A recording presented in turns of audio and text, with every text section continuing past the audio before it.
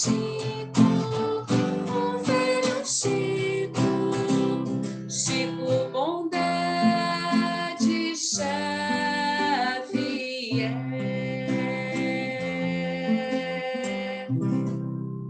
E como sempre, nós temos novos convidados aqui no nosso Grupo Azul. Eu vou apresentar a doutora Thais, que é uma querida amiga nossa, também do Grupo Azul.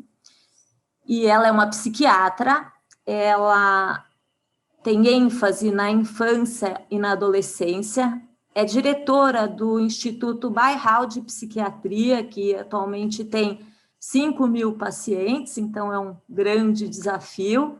Ela é espírita e conviveu bastante com o Chico. A palavra é sua, doutora Thais.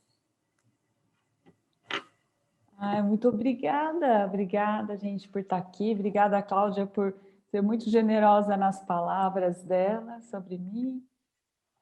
Eu hoje vim pensando um pouco no tema, né? Eu escolho os meus sentimentos.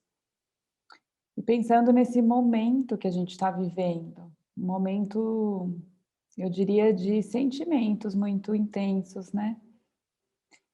Um momento de medo, um momento de desesperança para alguns, de tensão, de revolta para outros, mas é um momento que eu acho que inspira para todos nós preocupações. A gente tem acompanhado, acho que todo mundo, os noticiários, né? E pensando que temos hoje muitos doentes no hospital, muitas pessoas em insuficiência respiratória que talvez não tenham hoje acesso a anestésicos para estar devidamente entubadas e ventiladas. Sabendo que muitas pessoas hoje não têm uma oportunidade de receber uma intubação, oxigênio quando precisam. Eu acho que não tem como dizer que é um momento de sentimentos muito fortes, de sentimentos muito negativos. Acho que todo mundo conhece pessoas, tem amigos, tem parentes que estão nessa luta, na luta do Covid. E eu estava vindo para esse encontro pensando um pouco em como que diante de eventos que suscitam em nós sentimentos muito fortes, a gente pode manter o equilíbrio emocional, ou tentar manter o equilíbrio emocional, que é sempre uma construção dinâmica. E aí eu fiquei me dando conta do que a gente normalmente faz na nossa vida de forma geral para tentar se sentir melhor. A maioria de nós acha que é possível se induzir certos estados emocionais ou certos estados mentais pela simples intenção, né? Eu quero ficar feliz, eu vou ficar feliz. Eu tenho que me acalmar, eu vou me acalmar. É verdade que a cada um de nós é dada essa batalha, a luta por se tornar consciente e, sendo consciente, se determinar. Mas a capacidade de autodeterminação e a capacidade de, portanto, autorregulação é uma construção que acho que para a maioria de nós ainda é um início de jornada. A gente vê alguns seres iluminados, algumas pessoas muito especiais que parecem estar cheias de uma paz que raramente se perturba. Parecem amar, mesmo nas condições mais adversas, mesmo nas situações em que parece ser mais difícil amar. A gente cantou o Chico hoje, lembrou dele. Ele e tantos outros foram esses exemplos de equilíbrio e paz. E eu, pensando no Chico, estava pensando, ele nem sempre estava feliz. Acho que todo mundo que conviveu, teve oportunidade de vê-lo, que seja, não precisa ser no convívio, mas pelo que ele escreveu, pelo que ele deixou, pelas entrevistas que ele deu, sabe? Que ele costumava dizer que a alegria na Terra dificilmente era plena, porque era muito difícil estar feliz pensando em tanta dor que ainda existe, em tantos problemas. Então eu estava aqui refletindo que ter gestão emocional, ter controle emocional, não é estar sempre feliz. Às vezes a gente escuta isso. Eu outro dia escutei uma pessoa me dizer assim, que ela acreditava que para ter sucesso você tinha que ser positivo. E que ela tinha se determinado a estar sempre positiva e sempre feliz. Então não importava o que acontecia, ela estava sempre feliz. É nobre essa tentativa de se conectar com o bom, com o positivo, com o alegre em todos os momentos, e certamente essa pessoa tem muito mérito pelo esse esforço. Mas eu me perguntei quando ela me disse isso, será que isso é verdade? Será que a gente precisa estar sempre feliz? E eu fiquei pensando se a gente não está vivendo tempos em que a gente confunde um pouco nossos conceitos de sucesso, porque passou a ser a exigência pelo nosso sucesso, que sempre foi muito grande na sociedade ocidental moderna, né, atingiu um novo patamar, que é o patamar da cobrança pela felicidade.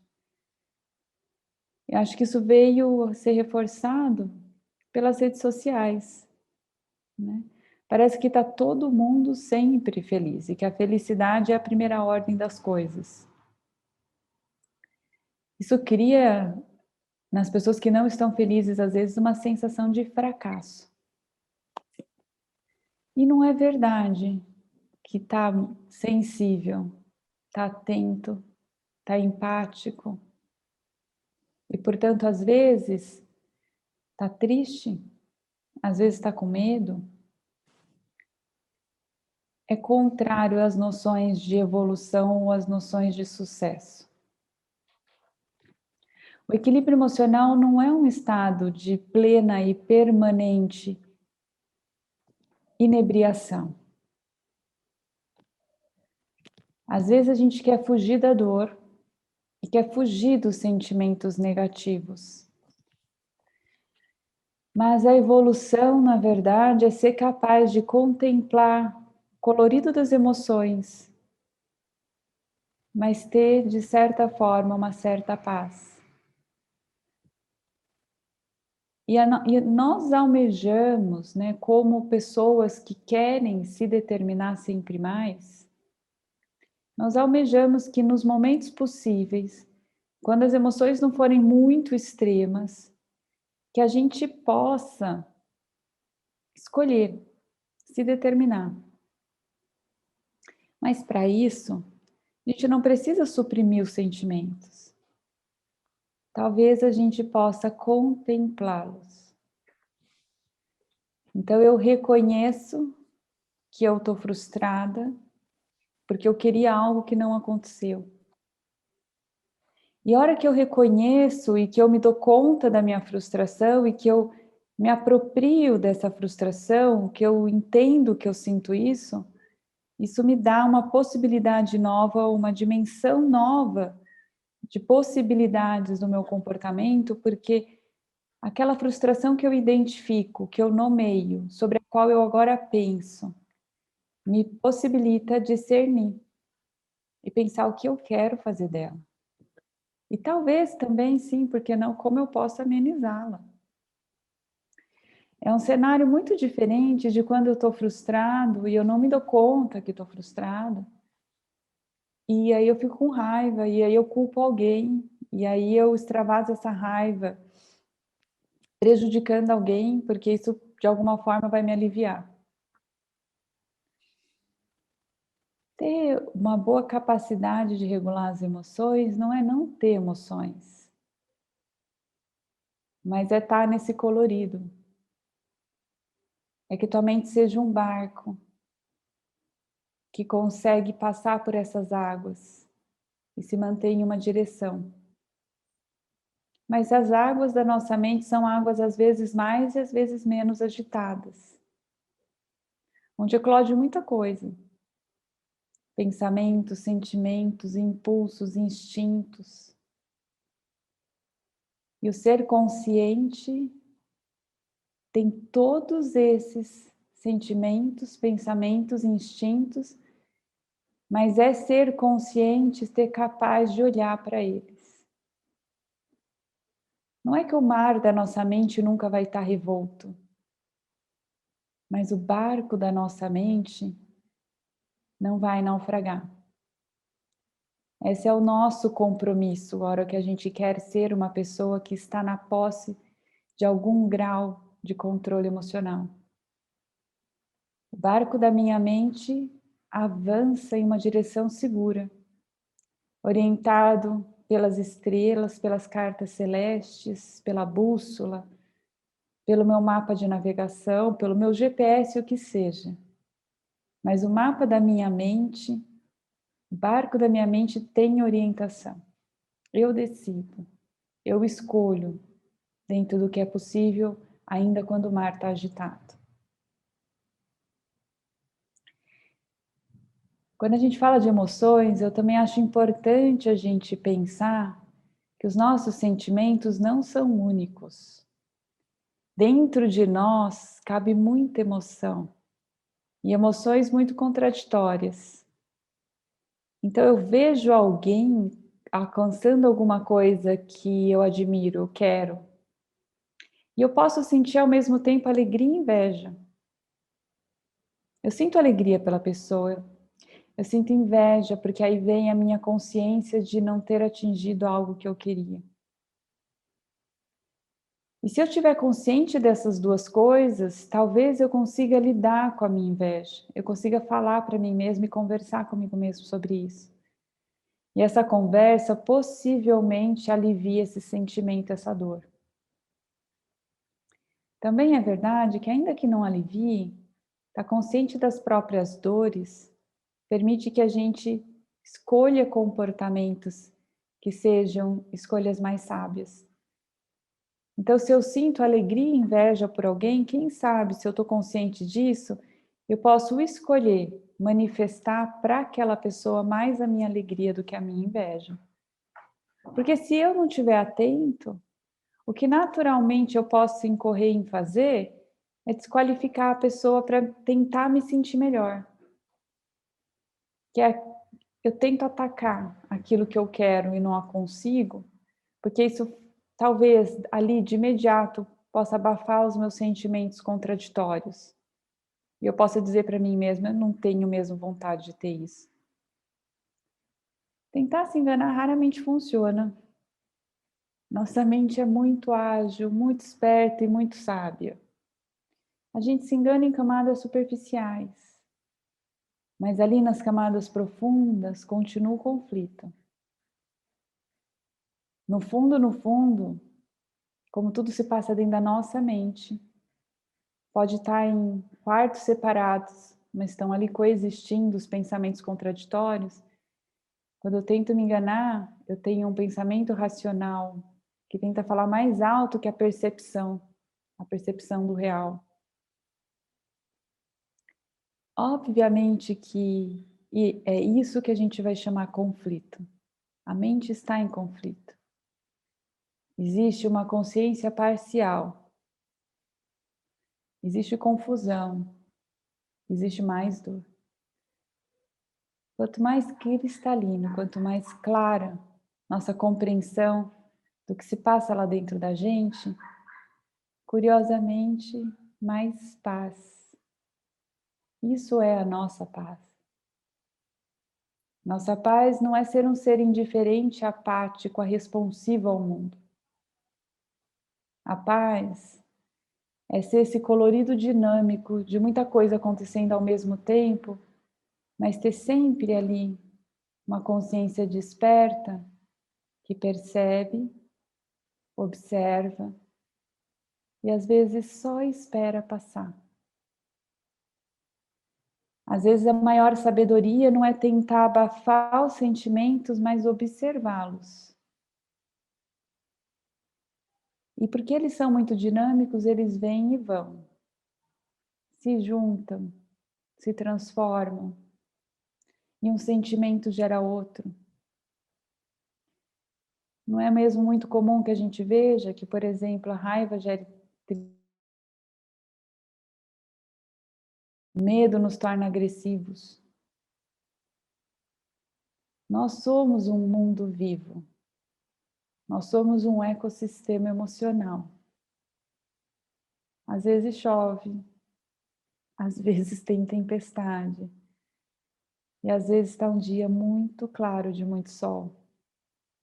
E tudo isso é possível ser e viver e experienciar com certa paz.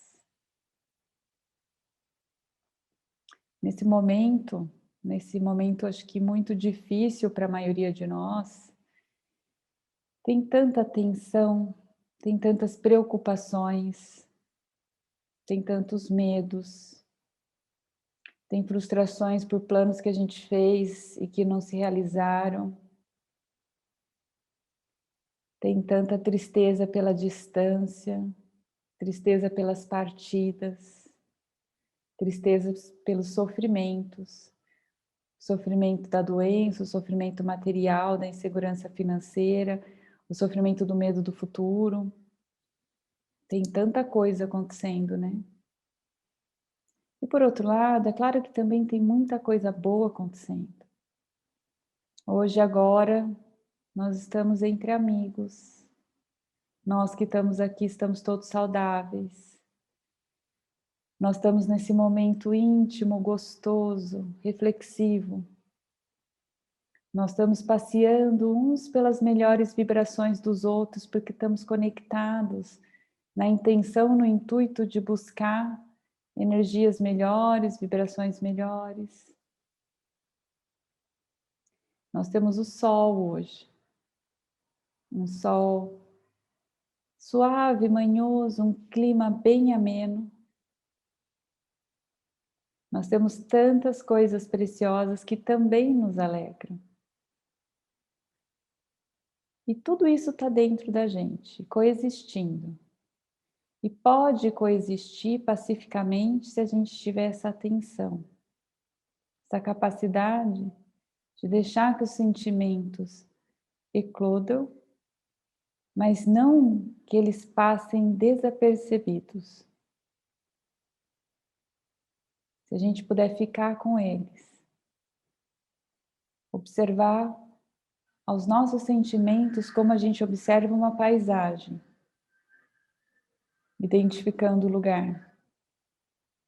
Se a gente olhar para esse nosso mapa mental, com a mesma tranquilidade que um viajante olha à sua volta e depois no seu mapa de viagem, para tentar escolher para onde ir.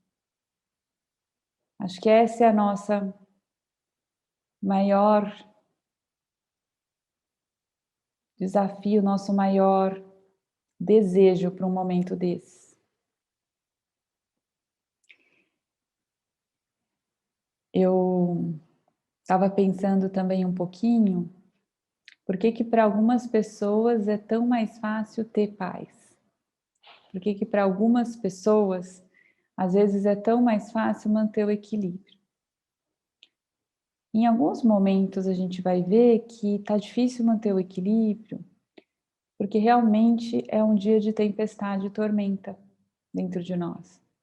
As coisas que aconteceram, as provações, as tribulações, trouxeram para nós esses sentimentos muito intensos. Então esse momento é o momento da escola da vida, da aprendizagem. É aquele momento que a gente está fazendo prova, né? Que a gente está sendo desafiado no mais exigente de nós. Mas tem outros momentos que está calmaria. E nesses dias é mais fácil. É sim verdade que não depende só da gente, depende de quando, de onde, de com quem a gente está. o que nos evoca. Mas a gente também sabe que é da evolução e que os mais evoluídos vão ter justamente paz em momentos de maior tribulação, em momentos de maior desespero para a maioria. É aquela cena de Jesus dentro do barco, repousando a cabeça sobre almofadas e dormindo, quando uma tormenta está levantando o mar e todos os discípulos estão aflitos e ele dorme. Então os discípulos, até um pouco indignados com a passividade dele, despertam pedindo ajuda e ele os repreende por serem pessoas de pouca fé. E ele diz à tempestade e ao mar que se acalme, e o mar se acalma.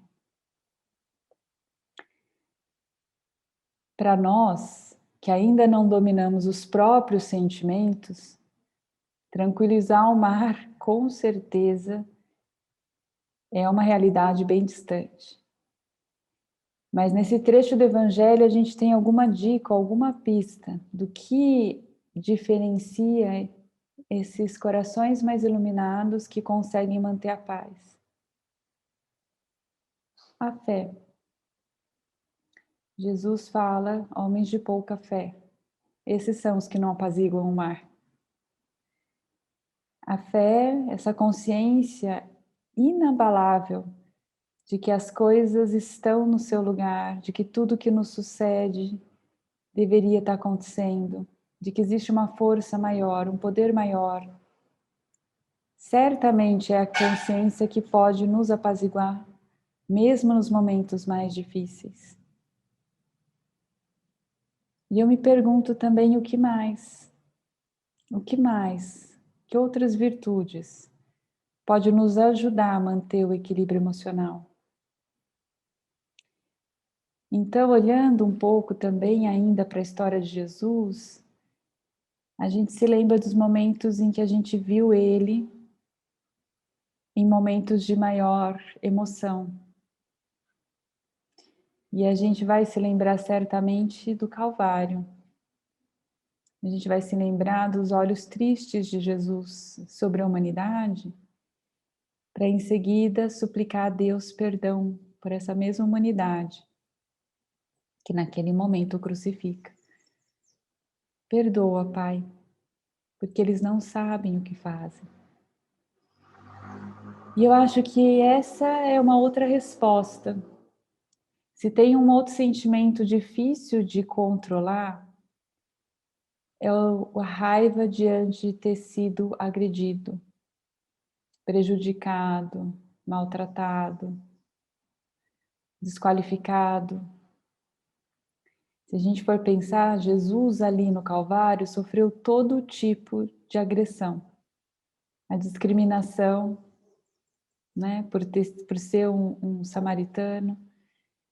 Ele sofre a discriminação porque ele carrega ideias diferentes e novas. Ele sofre humilhação. Ele sofre agressões físicas. Ele sofre desmoralizações.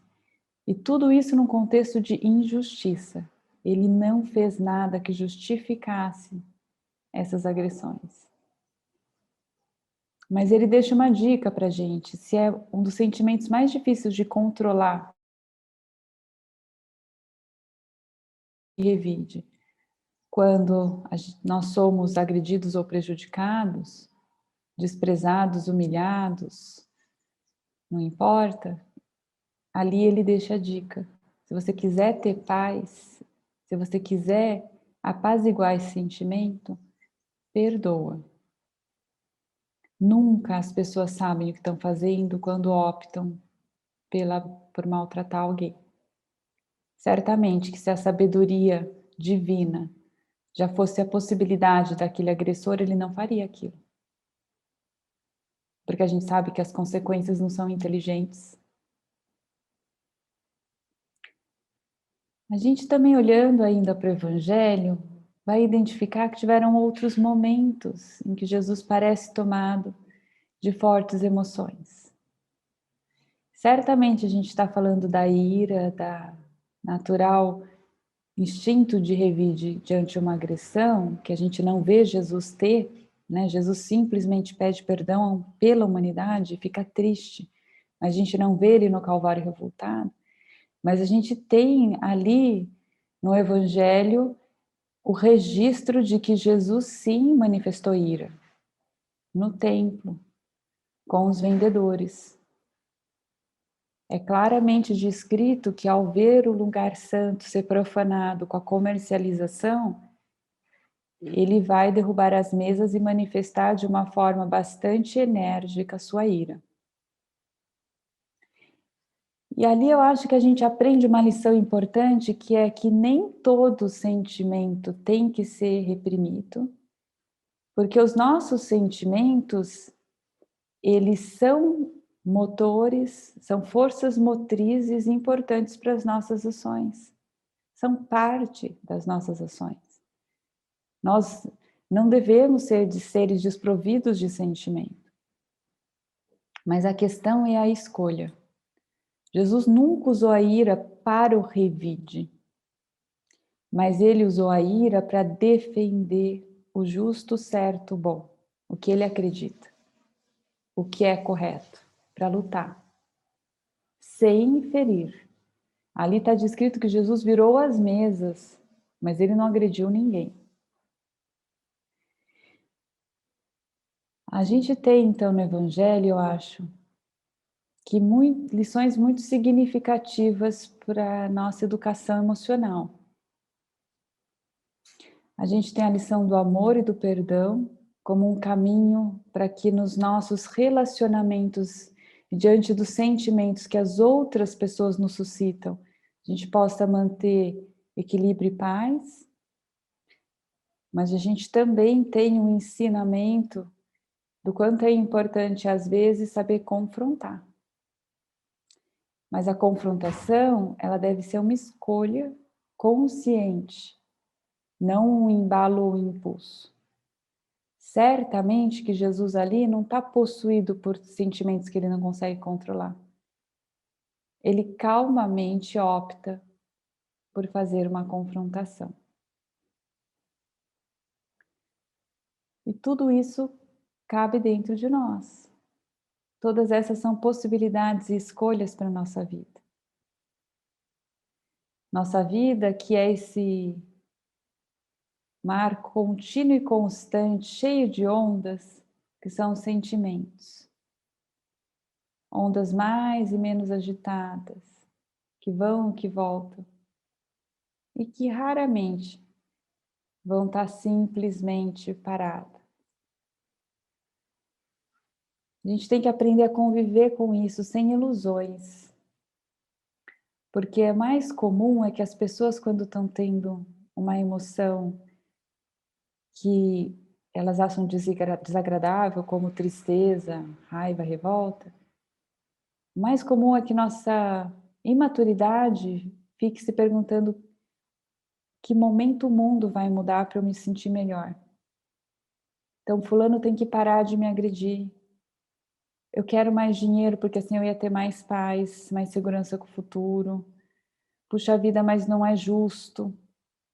Por que isso está acontecendo? Isso tem que parar de acontecer. Então, a gente está sempre querendo se sentir melhor através de que as coisas, o mundo externo mude. Mas o caminho para se sentir melhor é outro. É a despeito de como hoje o mundo me encontrou, do que surgiu no meu caminho, qual é a escolha que eu faço?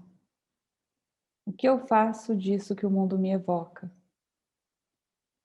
Então, se eu fui agredido e perdoo, talvez eu me sinta melhor.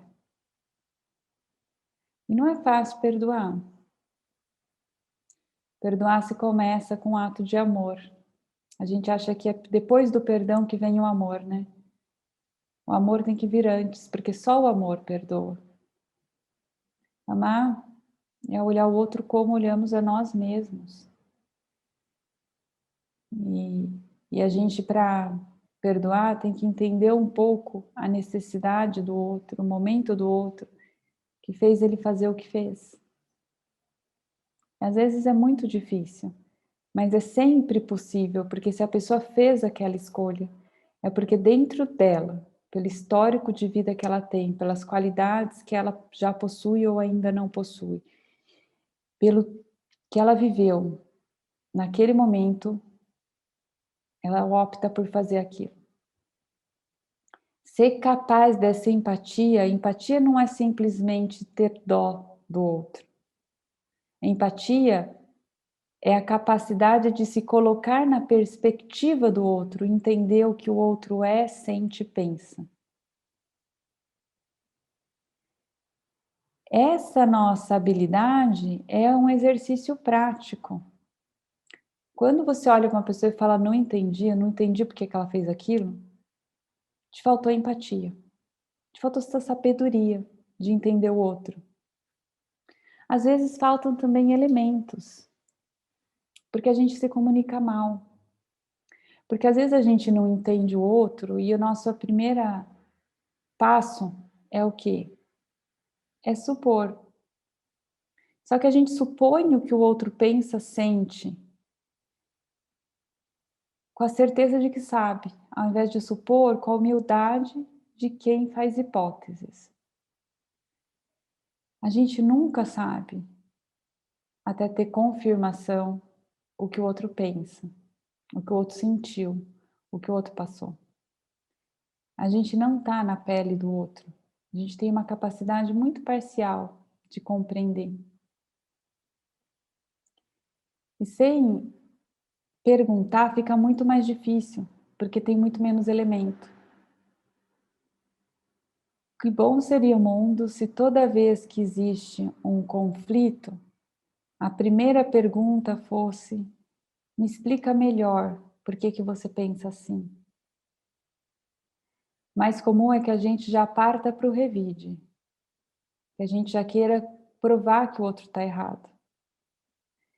E se a gente pudesse aceitar que às vezes não tem certo e errado, tem mais ou menos sabedoria. Tem escolhas mais ou menos sábias. Sendo sábias, as escolhas que produzem mais bem para mais pessoas, por um tempo maior, por um futuro mais longe. Menos sábias as escolhas que talvez até produzam algum bem, mas é um bem para menos pessoas, por menos tempo, que não se estende, que não se expande. Então, quando eu opto por fazer uma coisa que só é boa para mim, mas que prejudica os outros, é bom para mim. Já existe alguma sabedoria, mas é uma sabedoria incipiente e pequena. Porque se eu fosse mais sábia, eu conseguiria escolher algo que, além de ser bom para mim, é bom para quem está perto.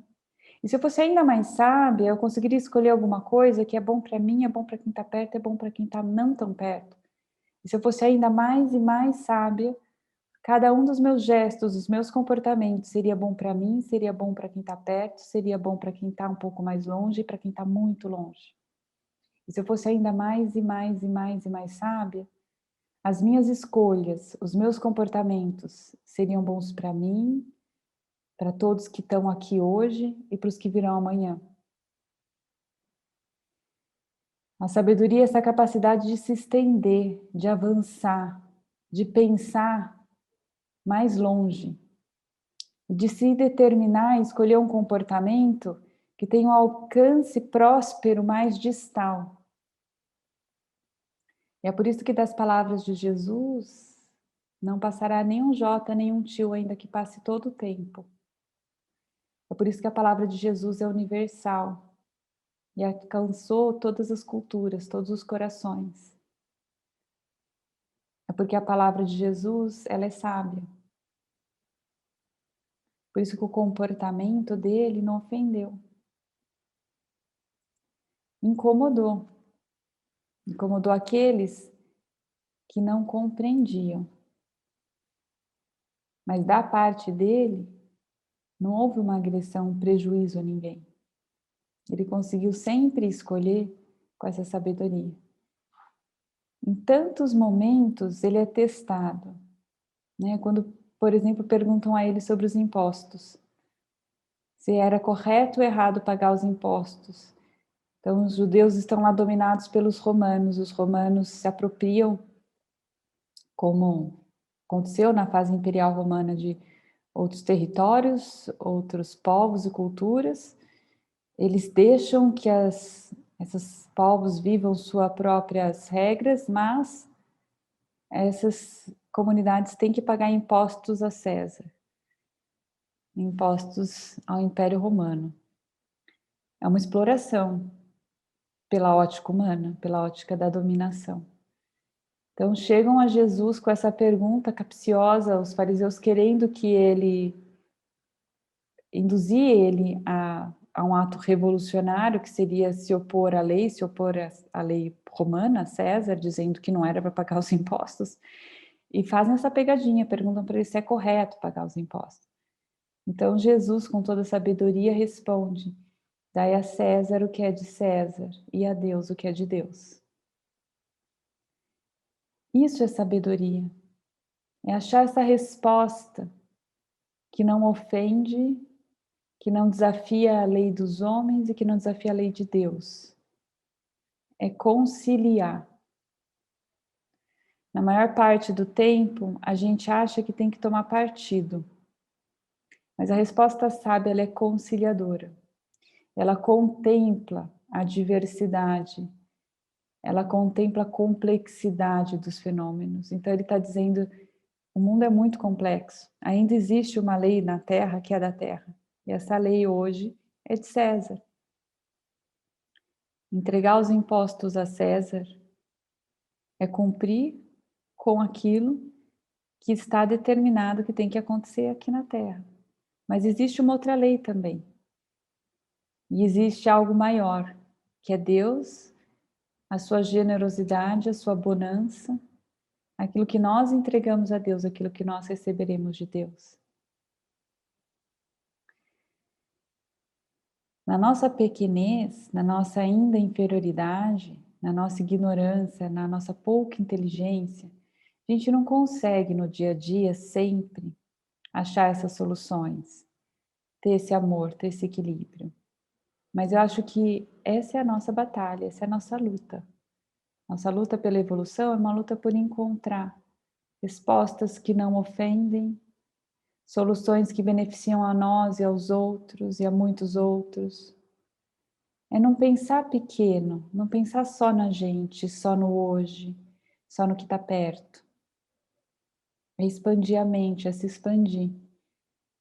É se expandir no senso humano se faz através da empatia. Eu penso em mim, eu penso em você, eu penso nos outros, eu penso nos meus, eu penso nos seus, eu penso nos que estão aqui hoje, nos que virão amanhã. Então as minhas escolhas são amorosas, são generosas, as minhas escolhas são ecológicas. Eu penso na minha espécie, eu penso nas outras espécies. Eu penso na minha cultura e nas outras culturas. Eu penso na minha etnia, eu penso nas outras etnias.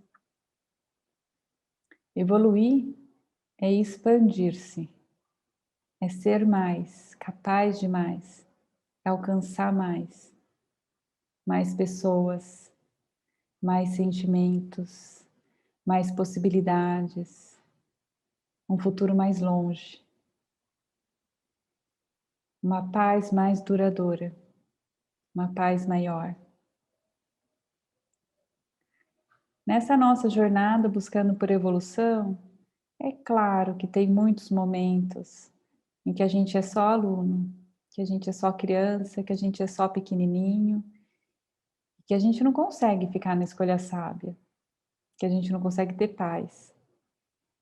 E para esses momentos, vamos lembrar que Jesus disse: deixai vir a mim os pequeninos.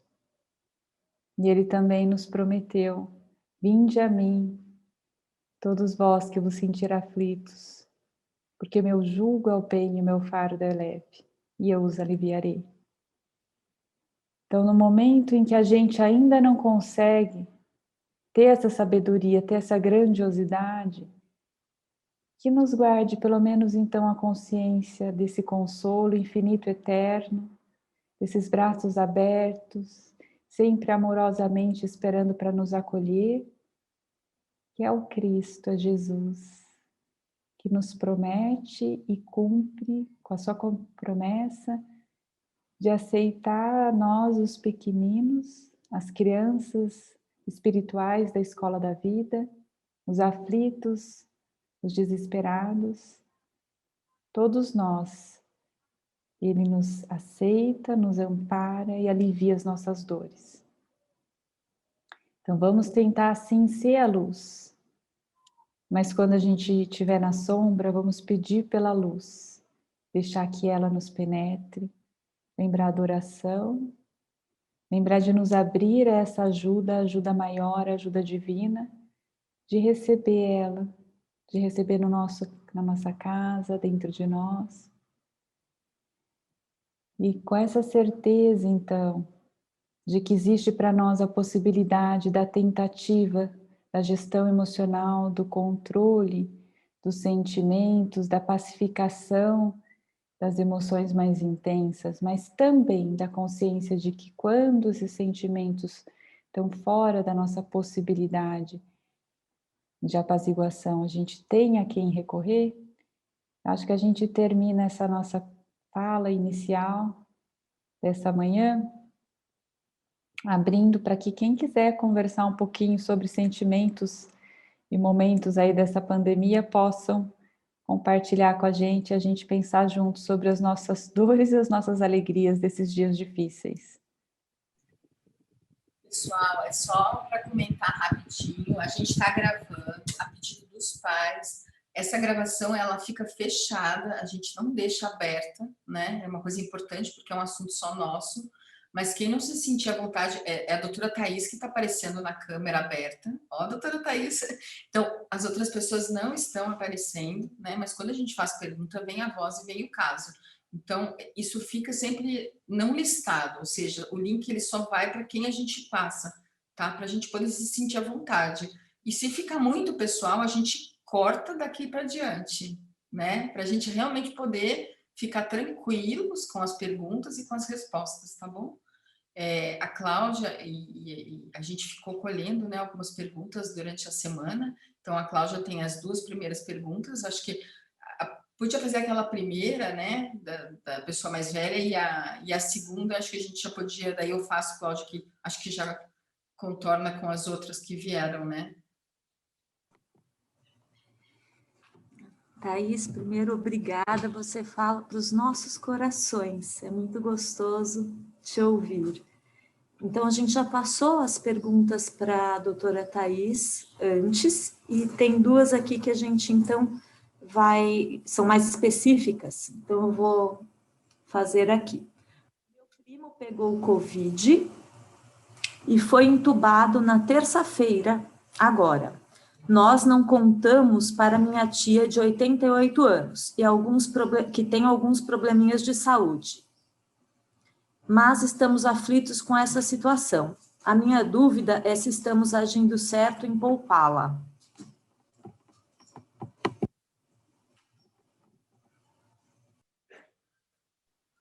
Sabe que essa pergunta é muito comum, na verdade, não só para casos como esse, mas a gente que é médico, o tempo todo a gente se depara com notícias não tão boas para dar para as pessoas, né? E eu vou dizer para vocês que, na maioria das vezes, a gente subestima a capacidade das pessoas de lidar com os eventos ou acontecimentos difíceis. Nossa impressão é muito que, principalmente idosos, ou então pessoas mais frágeis de saúde física, não suportam receber notícias ruins. Isso fala muito sobre nosso contato com a realidade, como a gente, às vezes, quer mudar a realidade para não sentir tristeza, ou para não sentir algumas coisas negativas. Mas se a gente for pensar, todo mundo tem direito à verdade. A gente não pode escolher pelos outros. Os fatos são os fatos. E tentar mitigar fatos é tentar se enganar. Na cultura japonesa, a gente costuma acreditar que os idosos são mais sábios, que eles lidam melhor do que a gente. E as piores notícias, os jovens costumam compartilhar com os mais velhos para poder ser apaziguados, para se apropriar dessa sabedoria que eles costumam ter mais que a gente. Eu tenho certeza que cada um de nós aqui, quando tiver mais idoso, vai ter certamente evoluído mais, caminhado mais. Se a gente se comparar com a gente mesma 2, 3 anos atrás, a gente vai ver que a gente é melhor. A gente vai melhorando. Então eu diria que a gente não deve subestimar só pela idade a capacidade de uma pessoa de lidar com acontecimentos tristes, porque essa pessoa, imagina, com já seus 80 anos, passou por tantas coisas nessa vida, não? Quantas dores, quantos dissabores. Será que ela não tem o direito de fazer uma oração por um neto amado, que talvez não esteja bem? Será que ela não deseja dizer alguma coisa para essa filha, para esse filho que tem hoje um coração querido adoentado? Eu costumo acreditar que sempre, até para crianças, quando eu atendo crianças no meu consultório, eu costumo contar para elas o que eu achei do caso delas e sempre que possível explicar, dentro do que é possível ainda para o nível de compreensão, qual que eu acho que é o melhor caminho para ela ficar melhor. Qual tratamento a gente escolhe. Eu vejo que as pessoas têm muito mais capacidade de lidar com a realidade do que a gente imagina. E ainda que não tenham, elas têm o direito de reagir. Elas têm o direito de sofrer. E não cabe a nós tentar maquiar a verdade para induzir um conforto que é uma ilusão. Nossa, doutora Thaís, olha, eu sou filha de psicóloga, né? Então eu vivi dentro da minha casa nesse grau de, olha, é verdade, não adianta você fugir. Muitas vezes foi muito duro, né? Mas eu agradeço a minha mãe, porque realmente os sentimentos, eles, algumas das vezes, eles são maiores do que a gente pode conceber, né? E poder compartilhar com o outro é importante. A gente teve outra pergunta, na verdade são várias, né? E aí a gente meio que juntou, que a gente até chegou a enviar, assim. A gente tem casos de adolescentes ou filhos mais velhos que têm saído para a rua, né? E não estão se cuidando. Você deve saber mais do que eu, que isso, né? Aí a pessoa vem para casa, mas para ela estava se cuidando, mas ela estava sem máscara, né? Por exemplo, um jovem vai lá, anda de skate com a turma, volta. E aí eles vêm para dentro de casa, ou um adulto, né, vai visitar a mãe, e a mãe se protege. Eu mesma, no meu caso, graças a Deus eu não estou passando por isso, mas eu sei que tem gente assim. E aí chega esse filho, né, e a mãe se protegendo também, porque a gente precisa se proteger, fala para o filho, não, né? Fique aí, porque eu não estou podendo pegar Covid nesse atual momento, né? Não quero que você pegue, mas eu preciso cuidar de mim também, né? História da máscara de oxigênio. E aí, durante todas as perguntas, o que a gente percebeu? Que é muito difícil para os pais ter equilíbrio, né? O equilíbrio e tem tudo a ver com o que a senhora estava falando na palestra, o equilíbrio tem vezes que o meu filho faz alguma coisa demais, né? Ou sai para beber com os amigos, tendo 16 anos, tendo 15, ou faz de menos, porque eu posso. Então, aonde fica o equilíbrio de um pai? E aí, o que é a pergunta? eu percebo que muitos procuram ser amigos dos filhos, mas confundindo a sua situação de pai e mãe, né? Porque é muito difícil para um pai e uma mãe dizer, não vou fazer, não vou te dar, não quero que você venha na minha casa porque você estava na rua com todos os seus amigos e tem Covid. Como que a gente se sente, como que a gente trabalha o nosso sentimento, né? De pai, de mãe, frente às ameaças, as invisíveis e as visíveis, né? Não sei se fui clara, mas enfim. É que como são várias perguntas, eu tentei condensar tudo numa só. Não são mais que perguntas, reflexões preciosas, né? Acho que a Anne já deu muitas respostas só de enumerar as questões. Mas sabe que outro dia eu estava pensando nessa história, né? Uma amiga me falou assim, ela estava contando uma situação na casa, na família dela, né? Que são 3 filhas, o pai e a mãe, e ela falava assim, não, porque cada um tem o seu protocolo do Covid, né? E eu fico na minha, eu pego e respeito o protocolo da minha irmã, ela inventou que meu filho, não, quando vai na casa do meu pai e da minha mãe, tem que ficar no quintal. Outro dia eu não tinha com quem deixar, tive que deixar lá, ele teve que fazer aula online no quintal. Mas o filho dela, porque tem toda uma história de como que ela se cuida melhor que eu, pode ver meu pai e minha mãe, então entrar dentro da casa.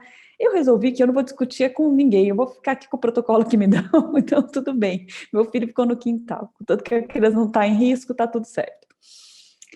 E outro dia eu escutei uma paciente falar uma outra coisa interessante. Ela disse assim, que ela estava ajudando a organizar a visita de um embaixador europeu para o Brasil. Esse embaixador vinha numa missão diplomática e aí eu falei para ela, nossa, mas ele vai vir no meio da epidemia? Ela falou, o que vai fazer, né? O diplomata é uma profissão, eles têm que continuar fazendo a missão deles, é um momento muito tenso, tal, ele precisa vir. Falei, e qual que é o protocolo dele de Covid? Aí ela falou, não, é o diplomático. E eu pensei, gente, qual que é o protocolo de Covid diplomático? Esse eu perdi, né? Eu tenho da CCIH do hospital, eu tenho vários. O diplomático eu não recebi. Aí ela falou, é assim, ó. Ele faz exatamente o que a pessoa faz. Então, se a pessoa chegar para abraçá-lo, ele abraça de volta. Se a pessoa convidar ele para comer e tirar a máscara, ele tira a máscara e come. E assim por diante. E eu fiquei pensando muito no protocolo diplomático, né? Que assim, o diplomata, a profissão dele, a missão dele é estabelecer boas relações. Ele é pago por um país para isso. E é uma profissão de risco, não é uma profissão sem risco. Assim como você é um médico de UTI, você está numa profissão de risco, o diplomata, ele vai para áreas de conflito, quando tem conflito, enfim. Mas a profissão, a missão dele é causar conforto nas relações, apaziguar relações. E aí, se você quer apaziguar relações, não tem dúvida que o que você tem que fazer é o protocolo diplomático, que é basicamente o que essa pessoa faz, ela corre riscos, ela assume o risco de contaminação para ter um conforto maior na relação. Eu acho que tem momentos na nossa vida em que a nossa missão é diplomática. Dependendo da situação que você está vivendo, você vai correr o risco da contaminação para melhorar ou para manter uma relação. Mas eu acho que você só deve fazer isso quando isso for imprescindível. Porque existem muitas outras formas intermediárias. Então, uma delas é esse protocolo diplomático da minha amiga, que ela faz tudo que a irmã quer, desde que não coloque o filho dela em risco. O sacrifício do filho é só ficar no quintal, filho, fique você no quintal. Tudo bem que o primo pode entrar na casa, você fica no quintal, fica quietinho, tá tudo certo. Então, acho que cada um de nós vai acabar tendo que aprender a lidar com essa situação, consciente de que em alguns momentos, talvez, a gente tenha que correr risco. E aí eu sempre que estou aqui com vocês, acabo contando as crianças me ensinam muito. Os pequenos são fontes de uma sabedoria muito grande para a gente aprender, né? E eu agora, na pandemia, tenho aprendido muito com a minha sobrinha, que eu sempre conto para vocês, a Lila está agora com 5 anos. E é muito engraçado, nós somos uma família muito grande. Então, ela tem 5 tios e tias. E na minha família nós temos muitos médicos. Então, meu pai é médico, eu tenho minha irmã neurologista, minha irmã oftalmologista, né? Eu sou psiquiatra, a mãe da Lila é uma dentista. Então, muita gente da área da saúde. E mesmo todo mundo sendo da área da saúde, os protocolos de Covid diferem grandemente. E tem desde os mais relaxados até os mais complexos e sofisticados. E eu vejo a Lila com uma sabedoria, uma coisa impressionante, porque assim, eu tenho uma irmã que acha que é possível pegar Covid de muitas formas diferentes. É possível pegar Covid se eu encostar numa árvore e a Lila encostar na mesma árvore, e mesmo que eu não tenha sintoma de Covid, eu não tive contato com ninguém que teve Covid, pode ser que eu tenha Covid, eu não sei, estou assintomática, eu posso ter passado para a árvore e a árvore pode passar para a Lila. Então, minha irmã tem certeza disso. O que a Lila faz? Se a minha irmã está perto e vai ficar aflita, não tem nenhum problema. Ela não vai na árvore. Se a minha irmã achou que não é para ir na árvore. Agora, a hora que minha irmã foi embora, ela explica racionalmente o que ela acha que pode ou não pode fazer. Né? Então, outro dia, ela chegou para mim e falou assim, ela está fazendo quarentena no sítio, virou uma caipirinha. E o principal divertimento da criança da roça, a gente queria contar para vocês, é o galinheiro. Galinheiro esse é o parquinho de diversão, né? Porque, não sei se vocês sabem, a galinha dá para você brincar de pega-pega com ela, porque você corre, ela corre. Galinha tem um negócio delicioso, porque ela dá ovo, e você procura ovo, então você faz caça ao tesouro com a galinha. A galinha você dá comida é uma delícia, né, para bichinho. E ela tem aquela, você joga e ela vem comer, enfim. A Lila adora o galinheiro. Ela foi lá e falou assim, ela queria pegar milho para levar para a galinha, mas o lugar era muito fundo, ela não conseguia. Ela falou para mim, você não pode pegar um pouco de milho para mim? Aí eu falei para ela, não, Lila, eu não posso, porque você sabe, né, que a tia Lala falou para você que você não pode colocar a mão em nada que eu coloquei a mão. Aí ela olhou para mim e falou assim, né? Só que assim, eu trouxe meu álcool gel, ela tem 5 anos. Eu falei, daí? Ela falou, ué, eu ponho um pouco de álcool gel na sua mão. Você passa o álcool gel na mão. Aí você pega o milho e põe o milho aqui para mim. Como é que você vai passar Covid para mim da sua mão se você passou o álcool gel antes? E aí, você vê que a gente tem o direito de ter discernimento. Então, o que a gente tem que fazer nessa situação é, vem um fala uma coisa, vem outro fala outra, vem um faz uma coisa, vem outro faz outra coisa. Aí você para e você faz igual a Lila, você pensa. Primeiro, eu preciso me expor a um risco por conta de uma questão relacional? Preciso muito, é imprescindível? Às vezes vai ser. Se você acha que esse risco é justificável, então eu vou dar um exemplo. A gente faz mais de um ano que está em pandemia. Talvez seja prudente ver algumas crianças pequenas de máscara do que você não fazer parte da história delas. Talvez ver essas crianças num lugar aberto, né? Talvez, não sei, mas assim, claro, se você vê por Zoom, você viu, mas é diferente de ter contato. Então chega um ponto que você tem que ter discernimento e falar, olha, qual que é o risco desse contato e qual é o benefício desse contato. Vale a pena correr o risco em prol do benefício. Tem momentos em que é a situação da tensão, né? O filho tá bravo porque ele quer ver a mãe, mas ele não toma cuidado e a mãe tá em dúvida. Às vezes é em prol da diplomacia, você fala, tudo bem, eu vou correr esse risco, mas que tamanho de risco você vai correr? Então talvez você possa ver seu filho, mas não tirar a máscara nem um segundo. Pedir para ele ficar um pouco longe, manter distância, né? Então, entre a nossa capacidade de conduzir as coisas para não perder também muita oportunidade relacional e não correr riscos que são injustificáveis. A gente sabe, né, do Evangelho também, que tem uma frase de Jesus que eu acho que é bom a gente sempre lembrar, que é não tentarás o Senhor teu Deus. Nós temos proteção, mas ninguém tem que sair fazendo grandes absurdos. A gente, pela lei de ação e reação, se a gente se expor, nós vamos ter uma chance maior de ser contaminados. A gente vai estar escolhendo, talvez, para nós, vai estar contraindo essa dívida do sofrimento. Então, não contrai se for possível não contrair. Mas pensa por todos os lados e tenta achar a solução possível para fazer aquilo que é importante sem correr muitos riscos.